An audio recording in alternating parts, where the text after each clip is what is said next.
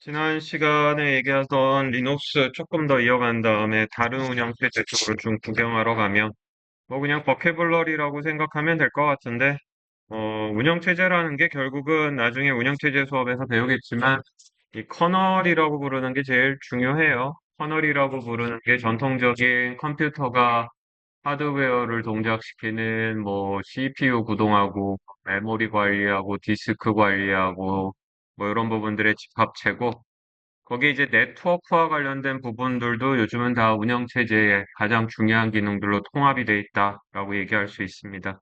그리고 파일 시스템이라고 부르는 게 뭐 앞서 얘기했었던 디스크 관리하고 그런 부분들인데 이런 것들이 이제 들어가 있고 그림을 보면서 조금 더 얘기해 보면 우리가 운영체제라고 부를 때에는 운영체제는 앞서 소프트웨어의 특성에서 운영체제 즉 아래에 있는 것부터 어플리케이션까지 한번 쌓아본 적이 있었으니 실제로 운영체제는 두 개의 구간으로 좀 나눠져요. 밑에 있는 게 이제 커널 스페이스라고 부르는 운영체제의 핵심.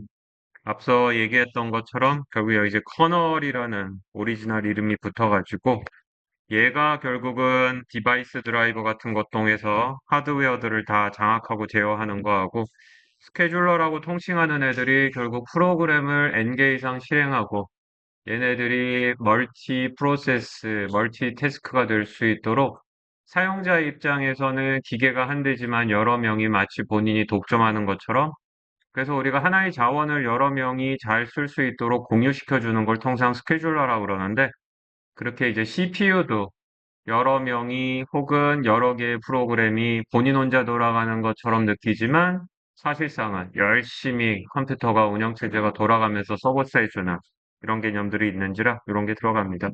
그 이제 네트워크도 들어가 있고 그리고 여기 시큐리티가 있는데 뭐 리눅스에서 시큐리티라고 얘기하는 건 통상 소프트웨어적인 시큐리티들인데 딱히 세게 얘기할 건 없고 오늘 수업의 마지막 슬라이드 부분에 여러분들이 그 삼성전자 갤럭시를 가지고 있는데 굉장히 고가의 제품이면 정말 제대로 된 시큐리티를 하는 거를 나중에 보여줄 테니 운영체제 시큐리티만으로 뭐 보안을 완벽하게 할 수는 없고요. 나중에 보게 되겠지만 하드웨어까지 버무러져 가지고 하는 완벽한 시큐리티가 뒤에 있다.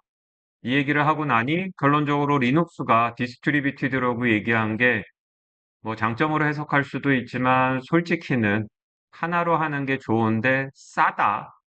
뭐 굳이 장점이라고 그러면 스케일러빌리티 여러 개를 더 갖다 붙이면 어차피 메인프레임 한 대로 버티는 것보다 좋은 거 아니냐? 뭐 이렇게 설명했다면 시큐리티도 하드웨어하고 독립적으로 리눅스가 할 수 있는 시큐리티 뭐 그렇게 대단한 거 별로 없어요. 소프트웨어적인 건데 뒷부분에 보면 알겠지만 이건 리눅스의 한계고 뒷부분에 보면은 하드웨어하고 버무려진 그런 시큐리티도 보게 될 겁니다. 그리고 뭐 네트워킹인 경우에는 뭐 압도적으로 좋은 건 사실이고 그래서 이 밑에 있는 것들이 주로 하드웨어를 장악하고 디스크나 메모리나 CPU나 네트워크 장치들을 제어하는 이런 걸 통상 커널 스페이스라고 불러요. 그리고 유저 어플리케이션이 올라갔을 때 얘를 좀 더 잘 지원하는 애들은 커널에 이제 유저 스페이스 모드라고 부르니 뭐 라이브러리 제공하고 다양한 데몬들이라고 부르는 게 뭐 시간 맞춰주고 뭐 이메일 프로그램 돌아가고 뭐 이런 것들 그런 것들이 주로 되고 있다. 툴들도 있으니까 뭐 터미널 프로그램들, 뭐 이런 것들, 운영체제에 특화된 라이브러리, 뭐 이런 식으로 되어 있으니 결국 리눅스 운영체제가 뭐 이런 것 저런 것들을 많이 지원을 합니다. 따라서 뭐 뒤쪽에 있는 거는 그다지 중요하지 않은 슬라이드인데 뭐 그냥 여기 있는 거대로 한번 짚고 넘어가면 결국 통상적으로 요즘 운영체제라 그러면 전통적으로 운영체제가 옛날부터 했었던 기능, CPU, 디스크, 메모리, 파일 시스템, 이런 거 다루는 거를 한 축으로 얘기하고, 다루는 축은 뭐 TCP/IP라고 불리우는, 나중에 뭐 네트워크 수업을 들으면 이해하겠지만, 네트워크와 관련된 두 개의 축이니, OS라고 얘기하면 통상 왼쪽과 오른쪽을 쳐서 얘기하는 게 큰 틀이고, 그렇지 않고 정말 작게 얘기하면 오른쪽에 있는 부분들 중에 특별히 정말 하드웨어 다루고 하는 쪽으로만 특화된 요런 것들 커널, 요런 걸 또 OS라고 부르기도 해요. 리눅스가 장점을 갖는 이유는 결국은 이제 살펴봤을 때 서버 쪽도 리눅스를 쓰고 있고 데스크탑 노트북도 쓸 수 있는데 안드로이드와 같이 이렇게 조그만한 스마트폰 위에서도 돌아가고 뒤쪽에서 보면은 이거를 조금 더 개량을 해가지고 수십 킬로바이트짜리 메모리에서도 돌아가는 뭐 극강으로 얘기하면 전구에도 요즘 프로세서 넣을 수 있어요. 그리고 프로그래밍 해요, 요즘. 뒤에 등장하는 사실 리눅스의 변종이라기보다는 그냥 리눅스 파운데이션 안에 있는 완전히 서로 다른 운영체제인데 전구 안에 들어갈 수 있는 운영체제도 설명할 테니 뭐 리눅스 커널 코드를 쓰고 있는 건 아니고 그냥 철학을 가져온 정도인데 아무튼 리눅스라는 게 결국은 이렇게 뭐 그림 자체가 복잡한 거는 굳이 설명을 한다기보다 가운데 앉아 있는 리눅스가 결국은 슈퍼컴퓨터, 데스크탑, 모바일 컴퓨터, 스마트폰이지 뭐 태블릿. 그 다음에 웨어러블 컴퓨터라고 얘기한 게 여기 시계도 있고 그렇지만 최근에는 이제 전구까지도 프로그래밍을 할 수 있는 그런 것들로 이제 굉장히 스케일러블하다라는 거고 오른쪽으로 가면은 뭐 다양한 얘기들을 써놨는데 뭐 이 수업 시작하자마자 계속 끝도 없이 얘기하는 거지만 여기저기 리눅스를 안 쓰는 데는 없다. 이런 것들을 그냥 표현했다라고 보면 될 것 같아요. 그리고 앞서 리눅스의 장점 중에 하나 분명히 짚고 넘어갈 건 월드와이드 웹이라고 부르는 HTTP, HTML이 나왔을 때 분명히 이 시기에는 유닉스의 시대가 어느 정도 저물었고 인텔 CPU에 리눅스를 올려가지고 웹 서버들을 개발한 거는 맞기 때문에 통상의 웹 서비스들은 리눅스하고 운명을 좀 같이 해왔다. 이런 얘기들을 할 수 있어요. 리눅스에 대한 얘기 너무 많이 해가지고 저 정도로 좀 정리할까 하고 넘어가기 전에 좀 다시 한번 좀 짚을 필요는 있는 건 유닉스는 생년월일이 1969년이에요.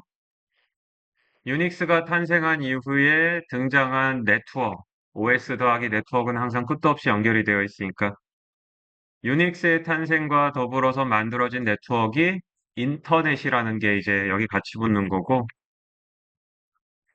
그래서 나중에 인터넷 프로그래밍 하거나 할 때에는 유닉스가 자꾸 등장이 돼요. 1991년생인 리눅스는 1997년에 표준이 완료가 된 월드와이드 웹하고 분명히 연계가 돼 있으니 나중에 프로그래밍 하거나 뭐 자료를 읽을 때 인터넷이라고 하면은 다 유닉스 자료만 거의 나오고 월드와이드 웹 쪽은 거의 리눅스 자료만 나오는 걸 볼 수가 있습니다.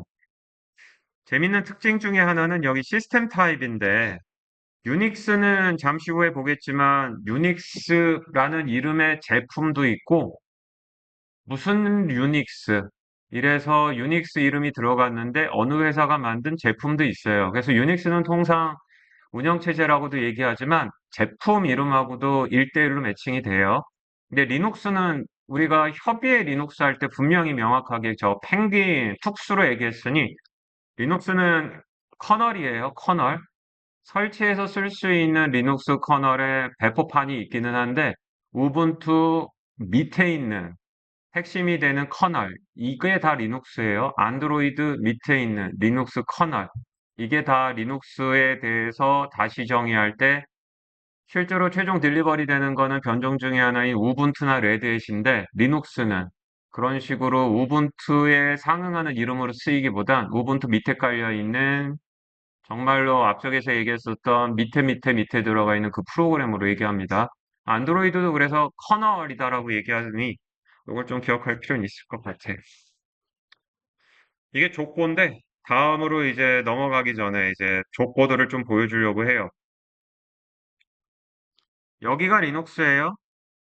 앞서 얘기했었던 91년에 태어났고 얘는 진짜 커널이에요, 커널. 소스 코드. 리눅스는 공식적으로는 우리가 수업을 이어오면서 공식적으로 미리 태어났으며 리눅스하고 굉장히 연관된 애가 있죠? GNU. 그래서 리눅스 이전에 연관성을 따졌을 때 GNU를 따지는데 족보야. 여기 애매한 애 점선으로 되어 있는 족보도 있어요. 여기 미닉스라고 부르는 건데 리눅스 쪽에서는 사실 공식적으로 부인하는 거고 누구나 리눅스 있기 전에 영향을 준 게 GNU도 있지만 이 미닉스도 있다라고 얘기하는데 여기 밑에 있는 사람 이름 GNU는 그 유명한 리차드 스톨만 계속 등장했었던 그분이 있는데 요 밑에 탄넨바움이라는 분이 있어요. 이분이 교수님인데, 여러분들 이제 운영체제 수업에 무슨 책을 볼지 모르겠으나, 운영체제 책 중에서 제일 유명한 교과서에 표지가 공룡 그림으로 그려져 있는 책이 있는데, 이 탄넨바움이 그 공룡 그림이 그려져 있는 그 책의 저자시고, 운영체제를 가리켜야 되는데, 이론만 가리키니까 재미도 없고 학생들도 별로 감동이 없는 것 같은지라, 앞서 얘기했었던 운영체제의 커널, 즉, CPU 스케줄링하고 메모리 관리하고 디스크 관리하고 이거를 본인이 직접 다 짜버렸어요, 그냥. 그래서 교재를 사면 본인이 짠 운영체제의 소스 코드를 줬으니 그 운영체제 이름이 미닉스. 따라서 1990년대, 80년대에 운영체제를 배운 사람과 2000년대까지 운영체제를 이 공룡체육으로 배운 사람은 이 미닉스를 다 한 번씩은 봤어요. 설치해서 돌려보기도 했고. 그러한지라, 뭐 여기서는 부정하는 식으로 얘기가 나오지만, 당시에 리눅스 개발에 참여했었던 거의 모든 소프트웨어 전공자들은 이 탄넨바움의 이 책에 영향을 받았기 때문에, 리눅스 쪽에 리노즈 토발즈는 부정하지만, 본인도 OS 수업에서 재밌어서 만든 건데 사실 뭐, 미닉스가, 공식적으로는 부정당해도 누구나, 리눅스에 상당한 영향을 줬구나라고 얘기를 하니, 우리가 수업에서 얘기했었던 GNU 리차드 스톨만과 리눅스 리누스 토발즈가 있고요. 그리고 이제 또 뿌리를 찾아가면 리눅스 이즈나 유닉스에서 이름이 나온 거니 가면 결국은 여기 유닉스가 등장하십니다.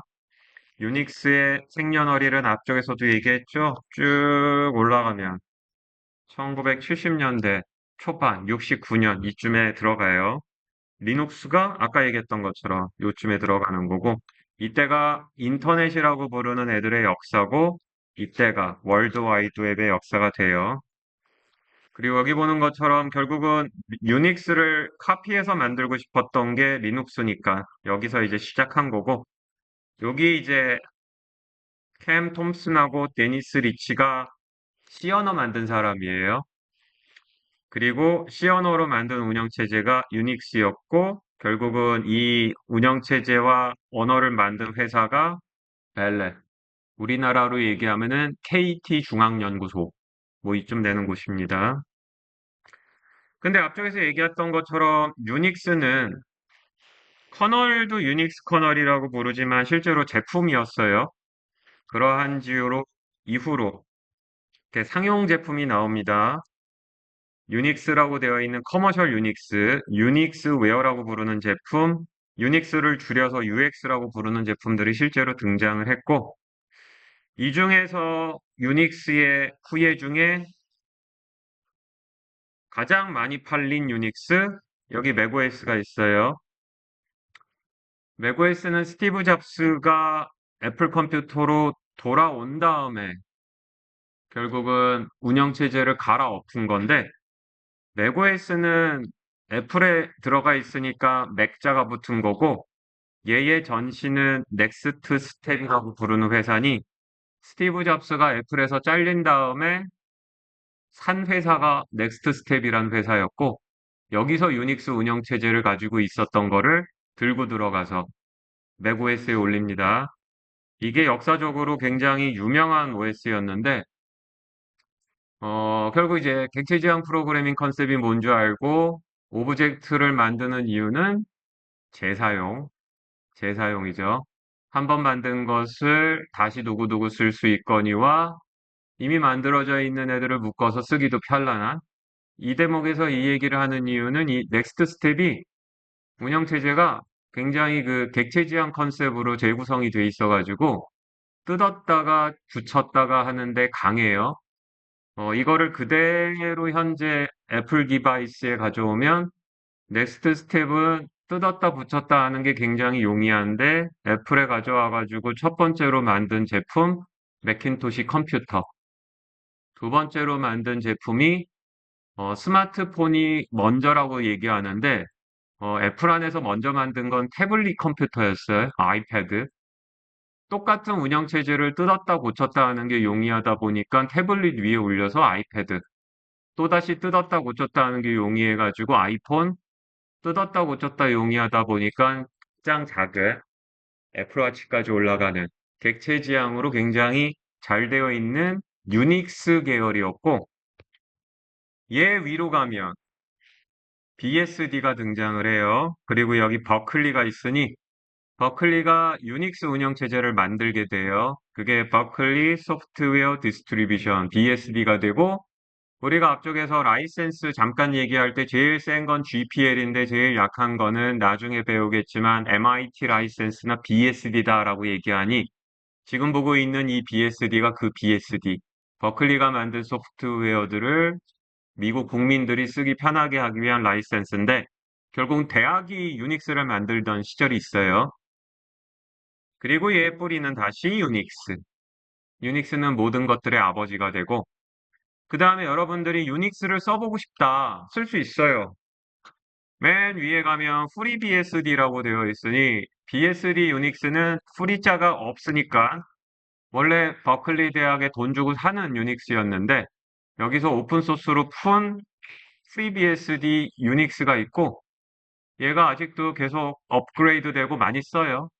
결론적으로 첫 수업 시작하면서 운영체제를 몇 개나 써봤을까라고 물어봤는데, 정통 유닉스도, 물론 맥OS는 사파냐 그러면 사파는 아닌데, 지금 보는 것처럼 뿌리가 유닉스 쪽에 있으니, 하지만 유닉스를 진짜로 제대로 학교에서 다시 만든 BSD가 존재하니, 관심 있는 사람들은 본인의 컴퓨터 놀고 있는 애나 이런 데다 FreeBSD 설치하면 진짜 유닉스. 애플은 너무 예뻐진 데다가 자가 복제?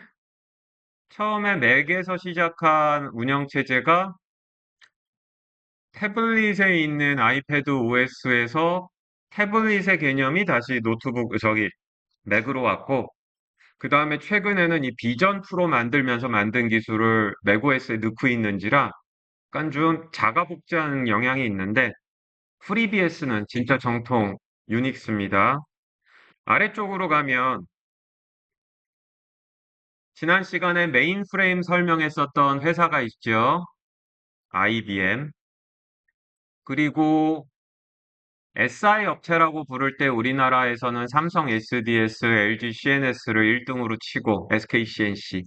그 다음에 이제 세컨 티어, 서드로 나가는데, 외국 회사로 한다 그러면 SI 업체 중에 이제 HP하고 IBM이 있으니 HP. 그럼 얘네들은 뭐냐? 지난번에 봤었던 그 메인 프레임들이 여전히 존재하니 이런 데 올라가는 유닉스예요. 살펴보면 지난 시간까지는 마치 리눅스가 최고인 것처럼 얘기했는데 많이 쓰니까. 그런데 디스트리뷰티드 얘기 시작하면서 디스트리뷰티드가 된 이유는 싸서 라고 얘기를 던진 것처럼, 리눅스가 반드시 뭐 기술적으로 패권을 장악을 했기 때문에 모두가 쓰고 이런 건 아니에요. 지금 보고 있는 거, 현재 기준으로 봤을 때 리눅스도 있지만, 여기 엄연히 여러분들의 맥OS, iOS, 아이패드 OS, 애플 TV OS, 비전 프로 OS에 기반이 된 맥OS도 있고, 세계에서 가장 많이 팔린 유닉스로 등재가 돼요. 그래서 위쪽으로 올라가면 FreeBSD를 포함을 해서 대학에서 유지 보수하고 있고 오픈소스 커뮤니티에서 유지 보수하고 있는 노란색의 유닉스들도 엄연히 존재하며, 혹시라도 뭐 국민은행, 신한은행이라든지 아니면 관공서 중에 굉장히 보수적인 집단 쪽으로 가게 되면 아래와 같이 메인프레임의 유닉스 혹은 메인프레임에 특화되어 있는 별도의 OS를 쓰는 것들도 존재한다 라는 것을 반드시 기억할 필요는 있습니다. 자, 그래서 대표적인 애들, 결국은 우리가 리눅스 커널에서 앞쪽에서 봤을 때 이 초록색 하나에서 결국은 또 여러 개가 나오기는 했으니, 여러분들이 쓰고 있는 이 우분투 생년월일이 2003년이에요. 그렇게 오래되지 않았고, 뿌리는 데비안이라고 하니, 그래서 우분투를 데비안 계열이라고 얘기하는데, 변종의 변종인 거죠. 리눅스 커널을 가져다가 데비안 변종을 만들었는데, 거기서 다시 나온 변종이 우분투예요. 조건은 꿰고 있어야지. 그래서 우분투에서 프로그램을 설치하거나 하고자 할 때 우분투라고 되어 있지 않고 이 프로그램은 데비안 계열에서 설치할 수 있습니다. 그리고 데비안 계열의 명령들이 여러분들이 우분투를 했을 때 그 명령들이야. sudo apt. 그리고 여러분들 중에 이제 일부가 센토스 하려다가 안 돼가지고 페도라 하거나 그러는데 이쪽은 족보가 달라요. 이쪽은 레드햇 계열이에요. 학생이다 보니까 무료 우분투, 연구나 이런 목적을 하니까는 여기에 자료가 많은 우분투를 쓰는데 실제 회사를 들어갔는데 회사가 재력이 있으면 가장 많이 쓰는 운영체제는 레드햇이에요. 컨설팅 비용을 1년에 얼마 내겠다라고 내가 돈을 지급하면 이쪽에서 리눅스에 문제가 생겼을 때 와가지고 고쳐주고 돈 내면 필요한 걸 개발도 해주는 비즈니스 쪽으로 내가 돈 낼 의사가 있다고 그랬을 때에 그럴 때 가장 많이 쓰는 건 사실 레드햇이다 라고 볼 수 있고 레드햇의 조상이 또 수세가 있죠. 올라가면 슬랙웨어까지 가니 이쪽 수세 분파들도 따로 존재합니다. 근데 이쪽은 딱히 인기가 요즘 없어가지고 많이 못 보는데 지금 보는 것처럼 이런 식으로 우분투 혹은 페도라 계열로 둘이 갈라져 있고 컴퓨터 공학과에는 조진성 교수님이 강의하시는 리눅스 시스템 프로그래밍이라는 선택 과목이 있어요. 거기서 이제 센토스를 했었어요. 지금도 센토스를 다루는지 모르겠는데 여러분들은 자료가 풍성하니까 우분투 하라 그런 거고 나중에 전문적인 시스템 프로그래밍 하거나 회사에서 돈을 낼 의사가 있으면 레드햇인 거예요, 결국은. 따라서 리눅스도 지금은 우분투 깔아봤는데, 그리고 선택할 때, 교수님은 그냥 우스갯소리로 우분투 자료도 많아. 그냥 편해. 쟤는 못생겨. 얘는 너무 예쁘게 생겼어. 이런 식으로 얘기했는데, 조금 더 정확하게 얘기하면, 회사에서 요구하는 기능들이 더 추가된 레드햇, 혹은 시스템 프로그래밍이나 이런 것들에 조금 더 강화된 센토스, 이런 식으로 돼 있으니, 리눅스도 여러 가지 버전을 깔아볼 필요가 있어요. 지금 보는 건 이제 마지막으로 보는 리눅스 하니까 이제 징글징글 하겠지. 오늘 이후로 리눅스 얘기 나올 일은 별로 없고, 이게 380개까지 변종이 있었을 때에 그거를 그렸던 그림이 있어요. 여기 타고 들어가면 이 대단한 양반이 여기 리눅스에서 시작을 해서 여기 데비안,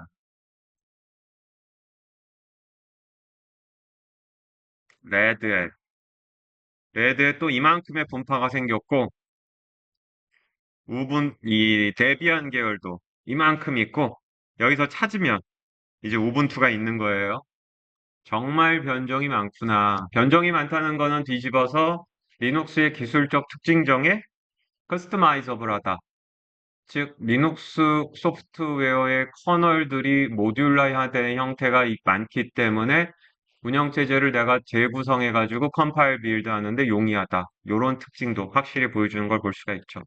자, 리눅스에 대한 얘기 좀 그만하고 그러면 리눅스가 짱이냐? 분명히 디스트리뷰티드부터 초치기 시작을 했으니 기술적으로 좋아서 디스트리뷰티드한 게 아니고 한 대 사가지고 해치우면 좋은데 돈도 부족하고 뭐 정 얘기하면 결국은 한 대로 커버할 수 있는 능력이 모자르다 보니까 싸고 확장성 좋은 리눅스 이렇게 화두를 열었어요. 그리고 지금 보는 VX웍스 리눅스로 안 돼서 돈 주고 사는 OS의 대명사입니다. 홈페이지에 들어갔을 때 막 정신없이 몰아치는 그림들인지라 이렇게 모아놨어요. 넘버 원이라고 얘기하고 있는 걸 볼 수 있고 여기에 RTOS라고 되어 있으며 커머셜리가 있으니 상용 OS예요. 넘버 원 맞아요. 이렇게 오퍼레이팅 시스템에 대해서 마켓시어나 성능 테스트 하는데 넘버 원을 찍고 있고요. 윈드리버라고 부르는 회사가 만듭니다. 이 운영체제의 이름 VX 웍스예요. 어디서 쓰느냐? 군용 헬리콥터, 민용 헬리콥터, 화성으로 보내는 로봇, 전투기, 로봇 암, 혹은 인공위성, 이런 데 들어가는 넘버 원 상용 OS예요. 그리고 뒤에 먼저 보여주면 아우디 자동차.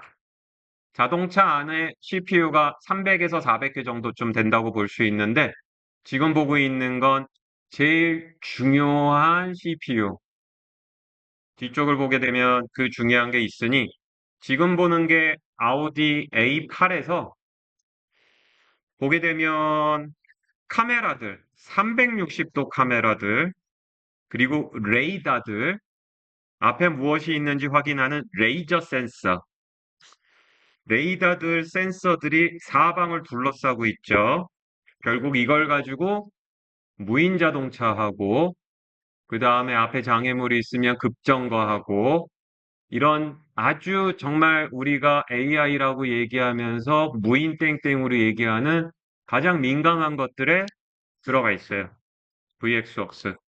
물론 내비게이션이나 이런 거는 안드로이드 들어가고 뭐 iOS 미러링 하지만 그게 아닌 진짜 자동차 안에서 모터를 구동하는데 입력이 되는 센서 값, 레이더, 라이더, 온갖 것들을 실시간 프로세싱 하면서 사람 안 죽이려고 최대한 노력하는 이 모든 것에 들어가 있는 애가 이 VX웍스입니다. 자, 그렇다 그러면 넘버원이고 이런 데 들어가고 상용인 거 알겠는데 이 RTOS, 리얼 타임 오퍼레이팅 시스템의 약자예요. 실시간. 실시간이란 무엇이냐? 소프트웨어를 전공하지 않는 사람인 경우에 실시간에 대한 오해가 있으니 실시간이라는 게 일단 싸움이 붙었을 때 주먹으로 치면 거의 맞는 때의 시간이 T0면 T0에 뻗는 거. as soon as possible. 항상 이거를 우리가 실시간이라고 좀 오해하는데 실시간 영상 스트리밍, 실시간 시청. 이러다 보니까 이제 오해가 있어요. 소프트웨어를 전공하는 사람들에게 실시간은 그런 게 아니고 정해진 시간 안에 반드시 작업을 마친다. 그런데 시간이 길으면 뭐 누구나 맞출 수 있을 거예요. 굉장히 작은 제한된 시간 안에도 마치니 앞서 얘기했던 것처럼 자동차가 저 많은 센서와 라이다, 레이더들을 전부 처리하면서도 앞에 장애물이 있을 때에는 얼마 시간 안에 반드시 처리 후 멈춘다. 이것도 되는 거고, 화성에다가 우리가 뭔가를 보낼 때에도 온갖 계산을 복잡하게 해서 궤도 타고 갈 텐데, 정확하게 계산을 해가지고 실수 없이 도착할 수 있게 맞춘다. 시속 어마어마한 음속으로 주파하는 스텔드 같은 것들도 정해진 시간 안에 맞춘다. 이게 우리가 통상 얘기하는 RTOS의 특징입니다. 이거를 쓴다는 얘기는 뭐예요? 리눅스는 못한다. 그렇다 그러면 실시간성이니까 얘네들이 하는 실시간성이라는 것과 좀 느슨한 실시간성이라는 게 존재할 수 있겠죠. 얘네들의 특징은 주로 찾아보면 이렇게 돼 있어요. VX웍스에 대해서 잠깐 더 알아보면 앞서 얘기했었던 것처럼 윈드리버고요. 리얼타임. 그런데 리얼타임이라고 그러면 좀 느낌이 잘 안 오지. 교수님이 얘기했던 것처럼 정해진 시간 안에 끝난다.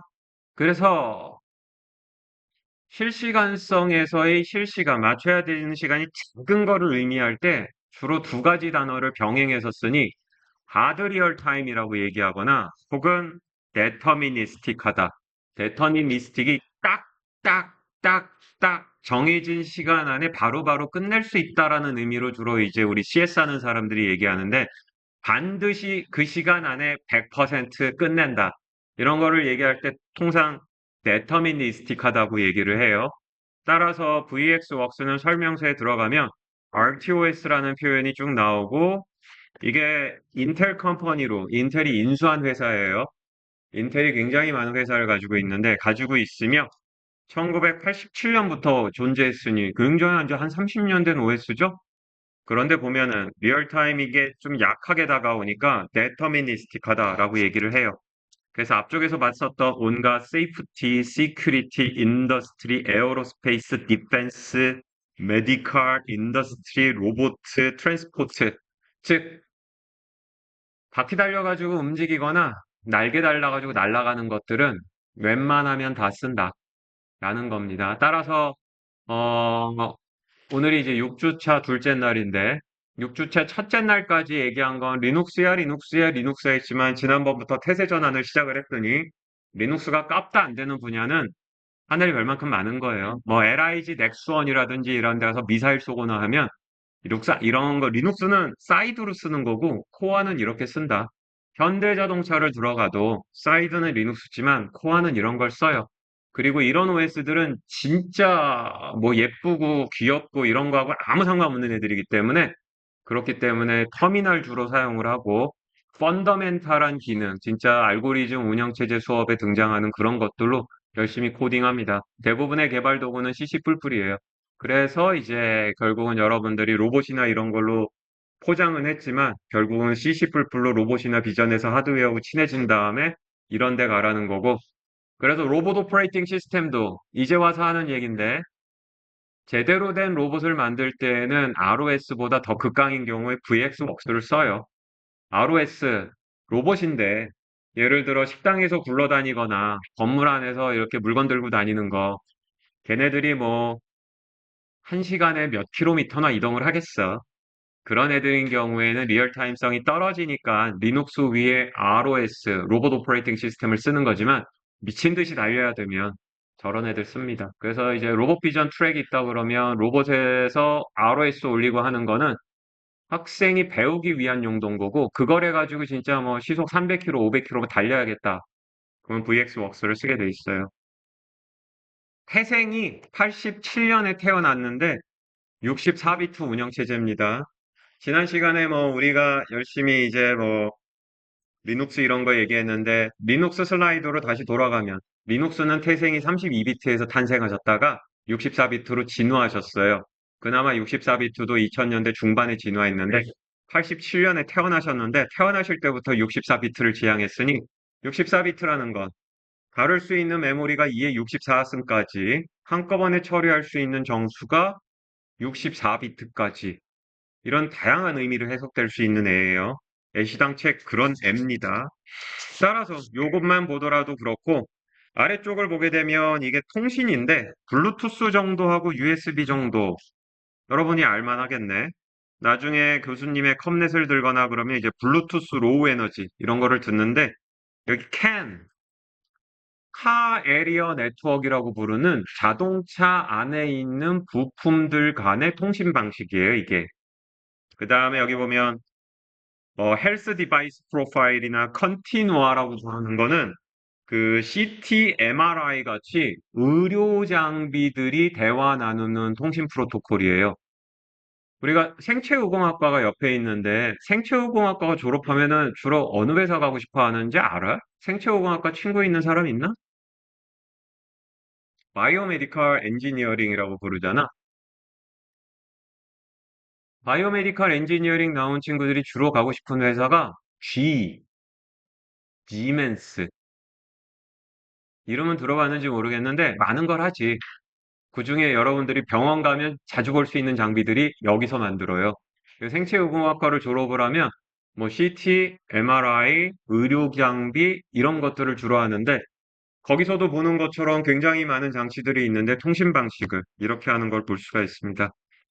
이 부분은 삭제하겠고 따라서 VX웍스 같은 운영체제의 터널을 살펴보면 앞서 리눅스 같은 거하고 비슷하죠, 뭐.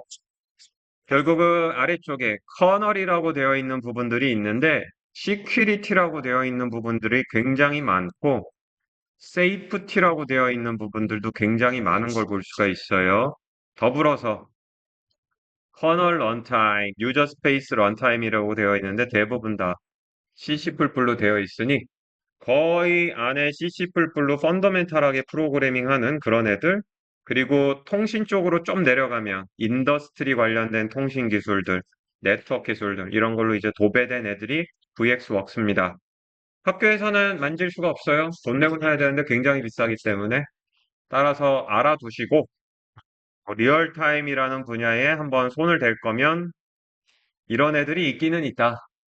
어, 리눅스가 끊임없이 리얼타임 쪽을 지향하고는 있어요. 못하고 있으니까 아쉬움이 남는 거지. 그러한 이유로 보면 리얼타임 리눅스라는 게 있어요. 그래서 계속 여기서 개선을 하고 있는데 여전히 저런 애들에 들어갈 만큼의 수준은 안 된다. 따라서 보여주고 있는 것과 같이 리눅스가 위력을 발휘하지 못하는 부분 1위, 1위 아니요. 2위도 나오고 3위도 나올 예정이니까. 1위. 지금 보고 있는 거가 진짜 데터미니스팅, 하드 리얼 타임에서는 아직도 값이 안 된다. 따라서 학부생 때에는 로봇 오퍼레이팅 시스템이라고 부르는 리눅스의 리얼타임성과 로봇 관련된 기능을 올린 요 정도를 배우는데 회사에 가서 극강으로 다룰 때에는 VxWorks와 같은 저런 거를 쓸 수밖에 없을 수 있다. 2위입니다. 2위라니요. 뒤에 있는 거 먼저. 이 운영체제를 설명할 건데, 이 운영체제의 커널의 요구사항, 커널이란 단어를 오늘 그래도 앞쪽에서 계속 리마인드 시킨 이유인데, 운영체제의 가장 핵심이 되는 소프트웨어로서 결국은 CPU를 제어하고 스케줄링, 메모리와 파일을 관리하고 추가적으로 네트워크 기능이 들어가 있는 요거를 커널이라고 분명히 얘기했어요. 이거를 수행할 때의 컴퓨터의 메모리 요구사항이 최소 2KB 돌아가요. 2KB, 아스키 코드 2400자를 저장할 수 있는 메모리에서 돌아가는 운영체제입니다. 장난감 아니에요. 레이어드 아키텍처 먼저 살펴보면 하드 위에 올라가서 커널 서비스, 교수님이 얘기했던 것들 다 되고요. 심지어 HTTP 같은 통신, 와이파이, 무선랜, 블루투스, 니어필드 커뮤니케이션 같은 TCP, IP도 되는 애예요. 이것까지 올리면 2KB, 2KB보다 조금 커야 되는데 다 뺐어요. 그래서 어디다 집어넣어요? 장난이 아니고 보게 되면 태그 혹은 센서라고 되어 있는데 전구. 수많은 센서라고 하니 날씨 센서, 온도 센서, 습도 센서 혹은 LED 장치들, 퀴트니스 디바이스. 극강으로 얘기하면 단추에도 넣을 수 있어요. 단추에 넣어가지고 뭘 할 수 있을진 잘 모르겠지만 결국은 이런 데 넣는 거예요. 이런 데. 실제로 전구 안에 컴퓨터 들어가요. 그래서 프로그래밍하고 전구가 본인 밑에 뭔가가 지나가면은 전구가 그거를 디텍트 한 다음에 옆에 있는 전구에게 내가 뭔가를 감지했으니까 너도 불을 켜는 게 맞을 것 같아. 그리고 시간이 지나고 나면은 본인이 전구를 끄는 이런 거 요즘 다 가능해요. LED 전구라는 이름으로 되는 애들이 돈을 조금만 더 내면 이런 것들이 고가의 기능으로 들어갑니다. 이런 거 하는 애예요. 이 운영체제의 이름은 제퍼입니다. 이게 아까 리눅스의 최소판이라고도 할 수도 있는데 아니라고도 얘기할 수 있는 거를 아니라고도 좀 아리까리하게 얘기한 거. 광의의 리눅스 측면에서 이 운영체제는 리눅스 파운데이션 산하에 있어요. 근데 아닐 수도 있다라고 얘기한 건 이 제퍼 운영체제는 백지 상태에서 새로 짠 완전히 기존 운영체제하고 다른 겁니다. 따라서 리눅스의 커널이 쓰이진 않았어. 광의의 리눅스인 리눅스 파운데이션 산하에서 만들어진 2KB 램에서도 돌아가는 운영체제인데 실제로 리눅스 커널을 가져다 쓰진 않았어요. 그랬으면 2KB에 못 들어가요. 인류가 만들어낸 그리고 현존해서 사용할 수 있는 가장 작은 운영체제예요. 통상 우리가 IoT, 센서, 사물 인터넷이라고 얘기할 때 쓰는 대표적인 운영체제예요. 오픈소스고 리눅스 파운데이션 산하니까 커넥티드를 보니까 블루투스, USB, 와이파이 이런 게 되죠. IP 그래요. 인터넷 접속 가능하고 스마트폰 대화 가능하고 니어필드 가능해요. LTS 뭔지 알 테니 실제로 이걸 가지고 상용 버전을 만들면 버전을 4년간 끌어주는 롱텀 서포트 개념 지원합니다. 이걸 가지고 실제로 물건을 만들어서 팔고 있어요. 시큐어 해요. 이런 것들의 가장 두려움, 잠시 뒤에 시큐어의 극강을 보여줄 건데, 보안에 대한 강력함, 가능해요. 이게 이제 제퍼고, 여기 써 있죠. 한 줄로, 두 줄로 딱 써 있죠. 제퍼는 RTOS예요. 나름 실시간성이 있다라고 지가 얘기하는 거고, Resource Constrained Device. 2KB, 12KB, 24KB, 36KB 이런 데 주로 들어가요. 큰 데 들어가면 64KB나 128KB. 64나 128은 여러분은 놀라운 사이즈인데 교수님은 안 놀라운 게 64, 2KB 놀랍지만 64는 안 놀라운 게 최초에 MS-DOS가 올라갔던 컴퓨터들 메모리 이런 애들이 64나 128KB였기 때문에 64 이상은 놀랍진 않은데 여러분들한테 놀랍겠지. 그런 작은 정도의 메모리에도 들어갑니다. 그리고 리눅스는 얘기 안 하는 시큐어나 세이프까지 떠들고 있어요. 보안 기능을 운영체제가 태어날 때에 고려해서 태어나서 그렇고 리눅스는 그렇지 않아. 리눅스는 태생이 장난감으로 시작을 했다가 이후에 시큐리티나 세이프니트 같은 것들이 추가됐어요. 설계 철학이 반영이 된 것과 되지 않은 건 엄격히 우리가 구분을 해요. 얘는 태생이 전구를 만들어도 보완이 되는 전구를 만드는 그런 입장에서 설계된 애예요.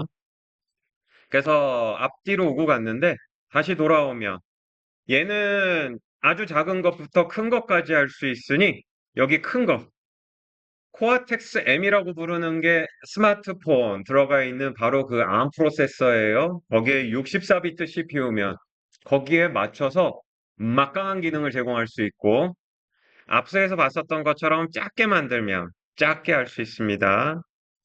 쭉 넘어가서 오픈소스고 여기 있는 것처럼 통상 8KB 메모리를 표준으로 잡고 있어요. 8KB. 아스키 코드 8000자 정도 되는 디바이스에 줄어 들어가는 걸로 쓰이고 있어요. 아래쪽을 보게 되면은 두 개의 모듈을 지원하는데 나노 커널, 마이크로 커널. 통상 나노 커널이라고 되어 있는 게 10KB 밑으로 돼가지고 얘가 어떤 식으로 되어 있느냐. 유저 모드하고 커널 모드를 아까 구분하는 것처럼 그려놨는데 얘는 유저 모드하고 커널 모드를 합쳐가지고 한 방에 해치우는 그래야지 성능도 빠르게 나올 수 있고 작게 만들 수 있는지라 이런 것들이 있습니다. 쓱쓱 스치고 지나가고 있는 VXWorks라든지 이런 제퍼는 시험 문제 내겠다는 의도가 아니고 이해하고 트랙별로 소형인 경우에 트랙별로 저런 애들을 만나게 되는 거니 사실 하드웨어 디펜던시가 제일 큰 트랙을 얘기하라고 그러면 로봇 비전이죠. 로봇 비전에서 코딱지만한 로봇을 만든다 그러면 요즘 코딱지만한 로봇의 최소는 모기 로봇이 있어, 모기. 모기가 이렇게 날아가가지고 그 리모트 컨트롤 해가지고 쭉 가요. 다시 돌아오고. 요런 것들이 요즘 가능해. 우리나라는 이런 것들에 크게 관심이 없으니까 잘 안 하는데 개미 로봇 혹은 개미 로봇보다 조금 크면은 뱀 로봇도 있어. 뱀 로봇은 어디다 쓰느냐? 터널 무너져가지고 사람이 죽었을지 모르겠는데 어떻게 실 같은 구멍이라도 있으면은 그거 통해 가지고 집어넣고 빼는 뭐 이런 것들 하는 거 있는데 그런데 이런 이제 제퍼를 쓸 수 있다라는 거. 자, 그래서 쭉 제퍼는 구경만 시켜준 거고 얘는 양상이 달라요. 얘는 반드시 좀 기억을 할 필요가 있습니다. 트러스트 존이라고 부르는 건데 여기 뭐라고 돼 있어요? 암이에요. 암이 가장 많이 들어간 애가 누구예요? 얘세요. 스마트폰. 여기 들어가 있는 모든 장르의 프로세서, 실제 암에서 만든 암 프로세서가 들어가기도 하고, 그게 아니면 퀄컴 칩인데, 퀄컴 칩도 암 설계도를 가져다가 그 위에 추가한 거예요. 갤럭시 그치. 엑스노스지. 엑스노스 시리즈도 ARM 기반이에요. 더불어서 M1, M2, M3, M4도 ARM 기반입니다. 그래서 앞쪽에 있는 건 알아두면 좋겠다라고 얘기했는데 얘는 좀 반드시 기억할 필요가 있는 애입니다. 왜? 들고 다니는 게 다 이거니까. 이 ARM 스마트폰 굉장히 강력한 기능을 가지고 있는데 원래 오리지널 명칭은 이거예요. 트러스티드 컴퓨팅, 믿을 수 있는 컴퓨팅. 팅이라고 얘기하니까 좀 헷갈릴지 모르겠는데, 컴퓨터 자체가 트러스티드 되고, 그 컴퓨터가 트러스티드 되어 있는 환경 안에서 동작하는 프로그램도 모두 트러스티드 되어, 트러스티드라는 건 뭐야? 악의적인 행위로 흔히 루팅이라고 얘기하죠. OS가 변질이 됐거나 허가받지 않은 상태에서 하드웨어 및 소프트웨어를 구동하니 하드웨어, 나도 모르게 카메라를 킨다든지 마이크 스피커를 킨다든지 하는 행위 혹은 소프트웨어라면 나도 모르게 위치를 추적당하고 있다거나 나도 모르게 사진이 옮겨가고 있다거나 이런 행위를 차단할 수 있는 기술이 트러스트 컴퓨팅이에요. 이 트러스트 컴퓨팅 먼저 설명을 하면 트러스티드 컴퓨터 그룹이라는 곳이 있었고 여기서 개발한 트러스트 컴퓨팅 기술입니다. 실제로 이 트러스티 컴퓨팅으로 만들어진 물건들이 있느냐? 컴퓨터를 위해서 만들어졌어요. 컴퓨터를 위해서 만들어졌다는 건 하드웨어 컴퓨터, 그 위에 올라가는 운영체제, 그 위에 올라가는 프로그램들, 즉 컴퓨터 안에 들어가 있는 하드웨어와 운영체제와 어플리케이션을 앞서 얘기했던 것처럼 극강으로 신뢰할 수 있는 환경 안에서 동작시키겠다라는 거로 만들어졌는데, 근데 왜 슬라이드의 이름은 암을 먼저 얘기했느냐? 데스크탑 컴퓨터에 이렇게 넣었더니 데스크탑 컴퓨터의 가격이 굉장히 올라갔어요. 문제는 데스크탑 컴퓨터에 이런 정보를 저장하는 사람들이 많지가 않았다는 거지. 본인이 본인 컴퓨터에다가 정보를 저장했는데 내가 이 정보가 다른 사람에게 보내지지 않았으면 좋겠다. 대부분의 사람들은 무엇을 하느냐? 암호화를 해버려요. 그러면은 정보 자체는 외부로 나갈 일이 없네. 근데 이 컴퓨터에서 카메라라든지 이런 것들을 봤을 때, 안 켜졌으면 좋겠어요. 데스크탑인 경우엔 USB를 빼버리거나 아예 그냥 카메라 앞에다가 이렇게 테이프를 붙여버리네. 그리고 뭐 얘가 위치 정보가 정확하게 있는 것도 아니야. 트러스트 컴퓨팅은 원래 개인용 컴퓨터라든지 서버용 컴퓨터에서 앞서 얘기했었던 하드웨어도 방어하고 운영체제도 방어하고 소프트웨어도 방어하려고 그랬는데 이게 필요한 사람들이 매스가 그렇게 많지가 않은 거예요. 결국은 하드웨어와 운영체제와 소프트웨어가 이렇게 하면 시큐어하다라는 컨셉은 지금 이 슬라이드인 트러스트 컴퓨팅 그룹에서 만든 트러스트 컴퓨팅 기술에 쓰여져 있기는 한데 실제로 구현을 해서 쓴 집단은 많지가 않았다는 거죠. 그래서 별 볼 일이 없다가 결국은 이 기술이 날개를 폈으니 똑같은 컴퓨터인데 들고 다니는 컴퓨터인 스마트폰에서 왜 바로 들고 다니니 GPS 정보, 그죠? 그리고 카메라가 어디 있는지는 알아? 본인 스마트폰에 카메라를 손가락으로 가리라 그러면 가릴 수 있어? 다행이지. 이런 데다 숨겨놨잖아, 지금. 지문은 본인의 스마트폰 모델에 따라서 지문을 인식할 수도 있고 인식 안 할 수도 있어요. 인식하는 건 뭐 옛날처럼 이렇게 지문 인식 센서가 있나? 아니면 밑에 단추 누르려고? 아니야. 터치 스크린에 지문 센서가 통합이 돼 있어요. 가리려고 해도 본인이 어디 있는지 몰라. 제일 중요한 거. 이 안에다가 온갖 바이오 생체 정보, 암호, 더 나아가서 이동통신 가입자 정보인 심카드까지 온갖 것들이 다 들어가 있으니 결국은 우리가 구속당하는 사람들 보면 폰부터 압수하잖아. 방어하려고 그러면 프라이버시라고 그러면서 절대로 패스워드를 까지 않잖아요. 그걸 어떻게 해서든지 까가지고 또 포렌식을 하잖아. 포렌식은 왜 하는데? 본인들 컴퓨터에 정말 중요한 사진이 있기는 있어? 싱크 떠가지고 원드라이브나 아이클라우드 했는데 그거를 컴퓨터까지 싱크했다 그러면 있겠지. 어디서 찍은 게, 여기서 찍은 게. 결국 연예인들, 이상한 사람들 데려다가 결국 찍으면 여기 이상한 사진들 있으니까 포렌식 뜨면 다 나오는 거잖아요. 포렌식이 뭔지 아나? 포렌식 설명할 수 있는 사람. 이건 상식적으로 얘기해 줄게. 하드디스크는 이렇게 실처럼 되어 있어요.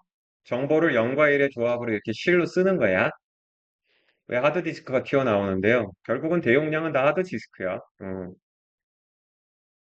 근데 우리가 운영체제 수업을 나중에 배우면 결국 커널을 추가 설명하려고 하는 건데, 디스크에다가 운영체제가 정보를 쓸 때 바로 쓰지 않아요.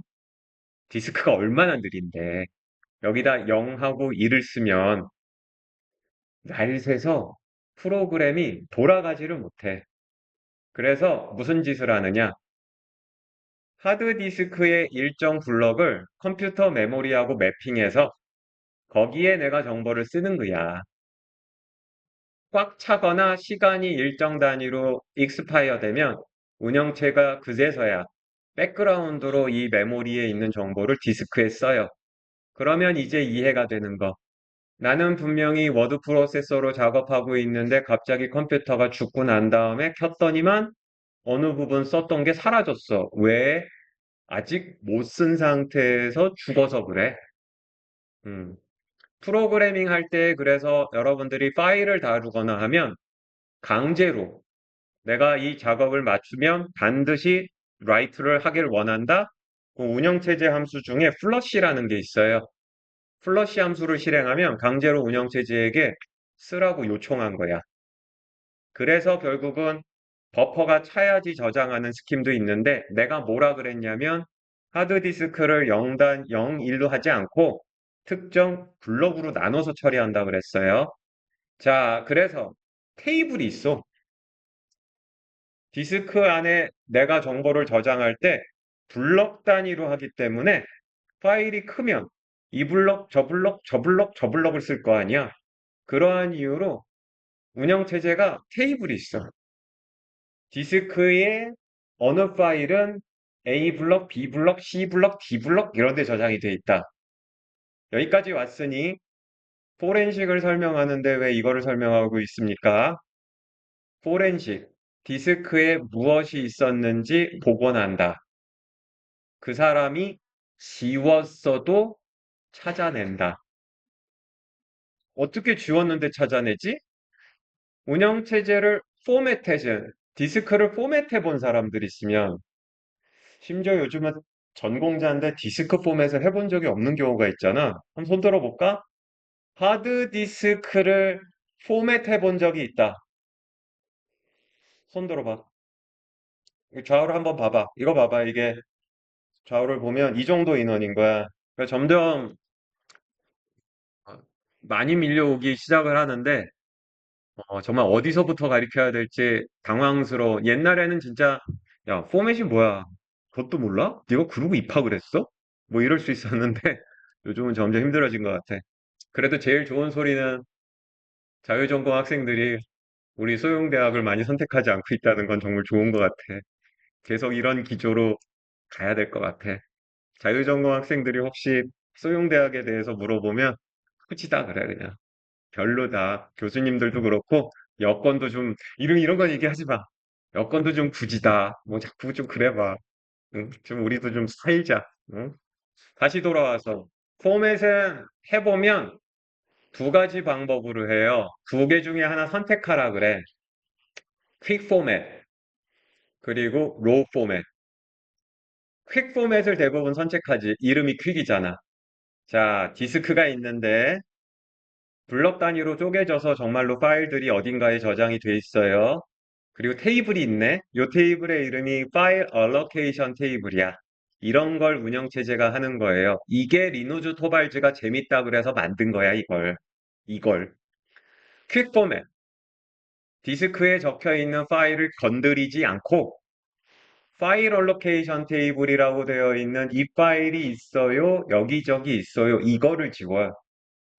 따라서 퀵 포맷을 했을 때 디스크에는 애시당초 그 파일이 지워진 적이 없어. 포렌식 디스크를 첫 번째부터 계속 읽는 거야. 끝까지. 그러면 결국은 조각들을 찾을 수 있고 조각을 붙이면 파일을 복원하는 거지. 그게 싫어? 그럼 로우 포맷을 해야지. 로우 포맷. 디스크의 첫 번째 바이트부터 0, 1, 0, 1, 0, 1, 0, 1 실제로 써요.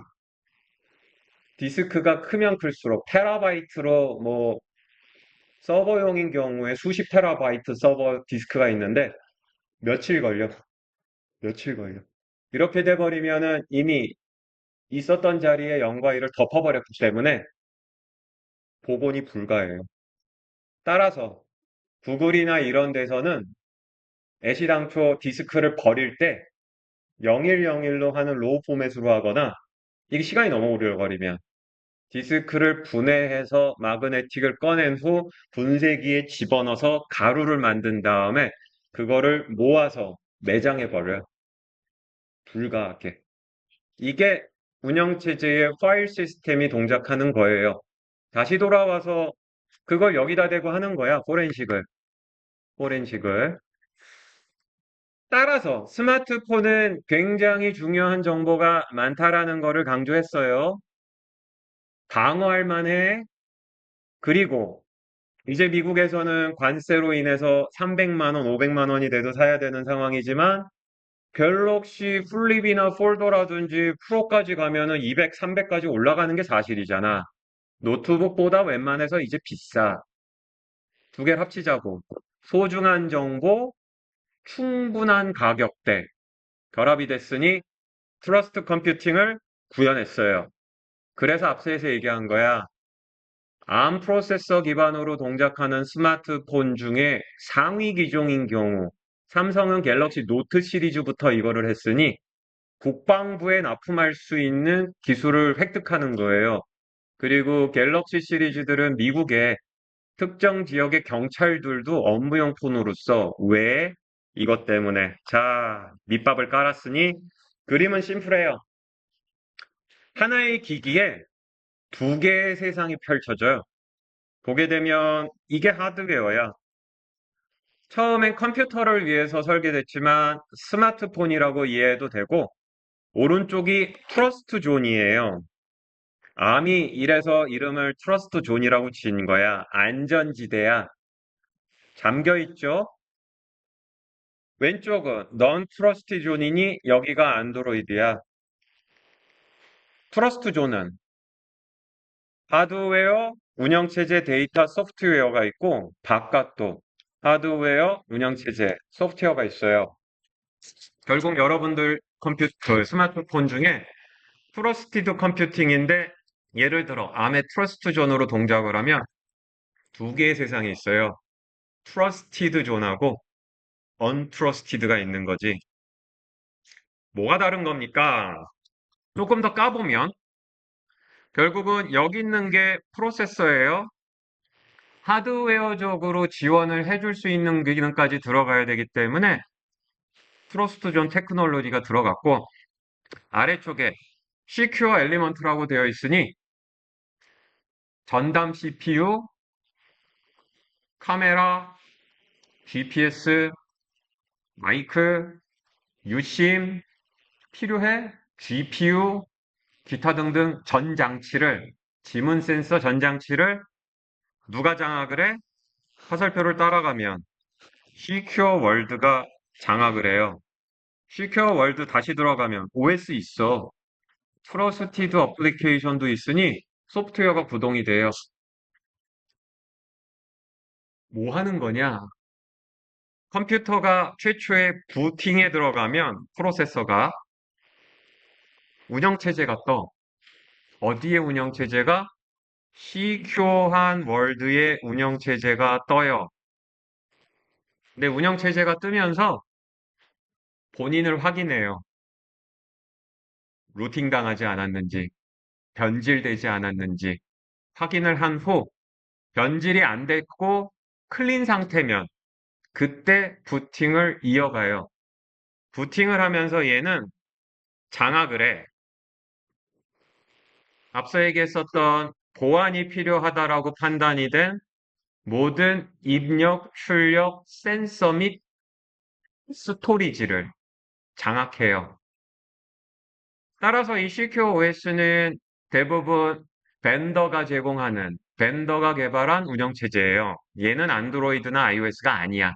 삼성이 갤럭시를 가지고 시큐어한 월드를 구현하기 위해서 만든 운영체제가 부팅이 되면서 본인이 훼손됐는지를 확인하고 훼손이 되지 않았다 그러면 부팅을 이어가며 시큐어 해야 될 하드웨어, 센서, 소프트웨어를 모두 다 장악해요.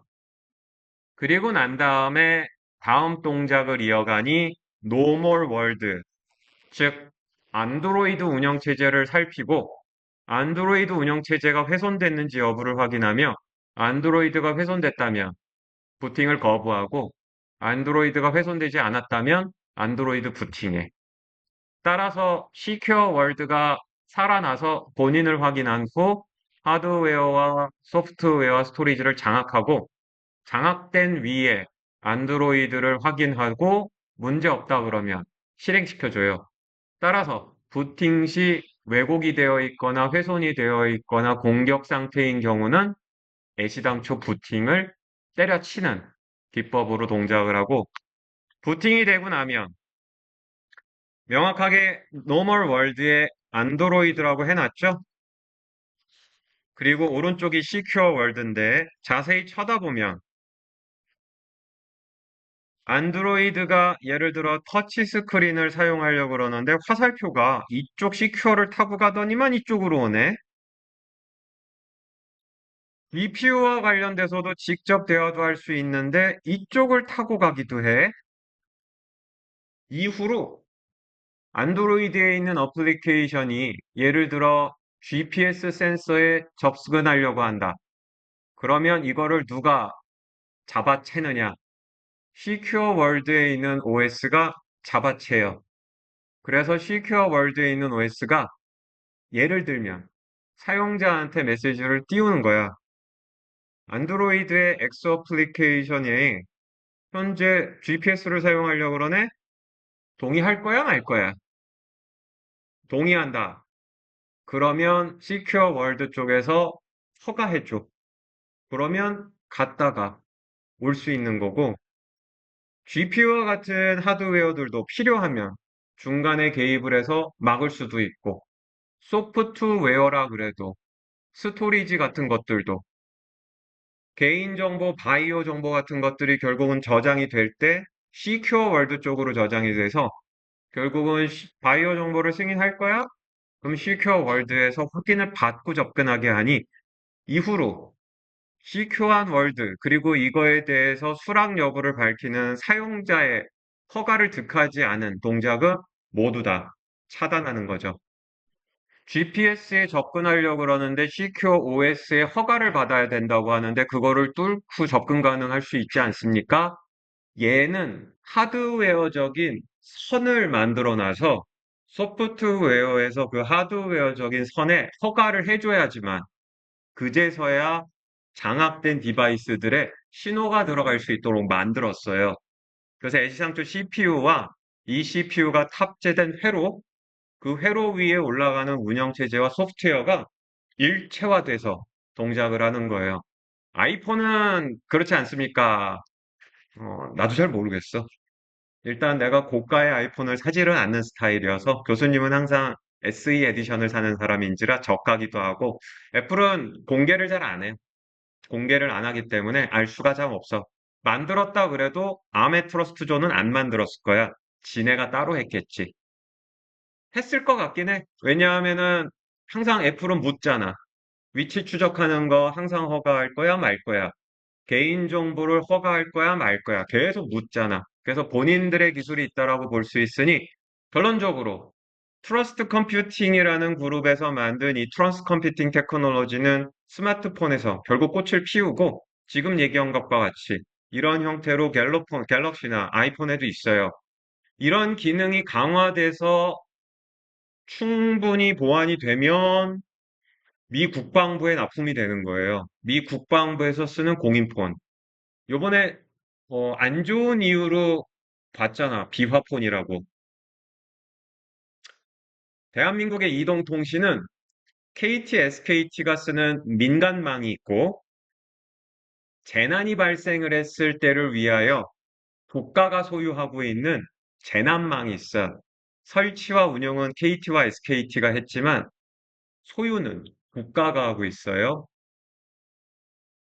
세 번째가 아이러니한 경찰인데 예비군 훈련 갔을 때 장교들은 SKT, KT 그냥 쓰잖아. 무슨 비화야.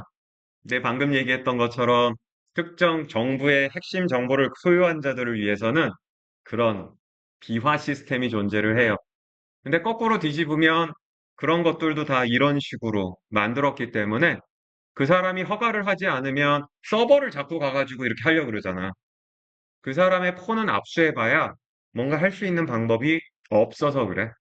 결국은 폰을 획득해봐야 뚫고 들어갈 수가 없으니 결국은 서버에 가가지고 뭘 흔적을 찾으려는 따라서 이 기술들은 여기저기에서 많이 쓰고 있어요. 라즈베리 파이 하드웨어는 굉장히 많은 변종들이 생겼는데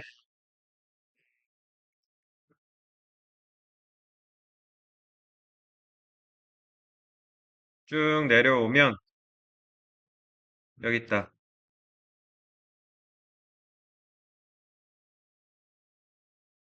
라즈베리 파이에 현재 이 트러스트 존이 적용이 돼 있어서 보안 공부하고 싶은 사람들이라 그러면 본인의 갤럭시를 해체하지 말고 비싸잖아. 라즈베리 파이 이 다른 모듈이에요. 일반 3만 원짜리 뭐 4만 원짜리 그 모듈이 아니고 피코2야. 이거 좀 특이 버전인데 오픈 소스 CPU도 선택해서 돌릴 수 있는. 하지만 가격은 5천 원밖에 안 하는. 여기에 트러스트 존이 있어요. 요거 실험하기에 괜찮으니까 권합니다. 따라서 앞쪽에 뭐 제퍼라든지 VX 웍스는 이런 게 있어. 본인의 캐리어 패스상 생각을 해. 또한 교수님이 여기 앉아가지고 리눅스를 얘기를 많이 한다 그래서 나중에 꼭 그러더라고. 교수님이 리눅스는 천하 제일이라고 그랬다. 난 그런 적이 없어. 오늘 얘기한 것처럼 데터미니스틱한 쪽에 쥐약이에요. 정말 초 리소스 컨스트레인트 못 들어가. 더불어서 시큐어하게 이렇게 하는 건 리눅스가 일부 들어가기는 하지만 애시당초 리눅스의 시큐리티 가지고 될 일이 아닌지라 CPU, 하드웨어의 운영체제까지 올라가고 저기 올라가는 시큐어 OS에 리눅스가 일부 쓰일 수 있지만 진짜 작은 포션이죠. 따라서 시큐어, 세이프니스에서 리눅스가 그렇게 위력을 발휘하는 건 아니다라는 얘기를 합니다. 따라서 리눅스는 유비쿼터스 하지만 특정 분야에 우리가 몰두했을 때 꼭 그런 건 아니다라는 얘기는 꼭 해주고 싶어요. 자, 그 외에 또 앞서 얘기했던 것처럼 유닉스 좋은 OS야 써보고 싶으면 FreeBSD 써보고 그 다음에 리눅스의 역사도 한번 제대로 볼 필요가 있어요. 리노조 토발즈가 재미로 만들었다고 그랬는데 교수님이 얘기한 것처럼 디스크를 관리하며 블럭 단위로 하고 파일 올로케이션 테이블하고 이게 재밌었던 거예요. 그리고 OS 수업 들어가면 이런 거 배워. 아마 뭐 넥스트 스텝, 맥OS, 뭐 비전 프로 OS 이런 걸 생각했다 그러면 다 잊어버리고 이런 거 배우는 거니까 마음의 준비도 할 겸. 참고로 구글 안에서는 데스크탑 혹은 개발자 노트북에 뭘 설치합니까? 원래 우분투의 변종인 구분투를 썼었고요. 지금은 G 리눅스라는 본인이 커스터마이즈한 ONX를 써요. 따라서 구글에 들어간다 그래서 뭐 맥OS가 무상으로 지급이 되고 너도 나도 행복한 그건 아니고 지금 보고 있는 것처럼 구글의 데스크탑 개발자 장치의 공인 운영 체제는 G 리눅스며 공개한 적은 없어요. 자, 숙제해야지 그러면. 요번에 호목입니다. 항상 시작하는 말이지만 본인의 관심 분야, 본인의 틀에 가고 싶은 산업군, 회사를 정해요.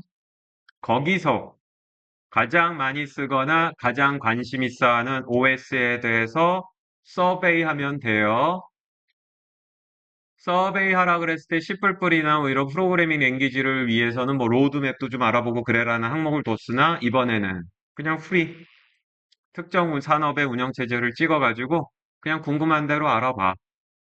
참고로 소형의 트랙 기준이라 그러면 로봇 비전 트랙이라 그러면 앞서 몇 번 언급했지만 ROS가 있어요. 로봇 오퍼레이팅 시스템.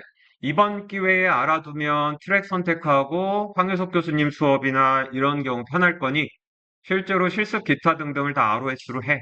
요번 기회에 공부하던가. 그 다음에 데이터 사이언스 트랙. 클라우드 시스템 위에서 프로그램을 실행시킬 때 제일 많이 선택하는 OS는 알파인 OX라고 부르는 애예요. 굉장히 작은 애를 써. 관심 있으면 알아보도록 하고, 게임 컨텐츠. 플레이스테이션 OS 한번 알아보는 건 나쁘지 않지 않겠어? 오르비스라고 불러요. 근데 아까 FreeBSD 깔아서 해보는 거 괜찮아 라고 얘기한 이유인데, 얘가 FreeBSD 개량 버전이에요.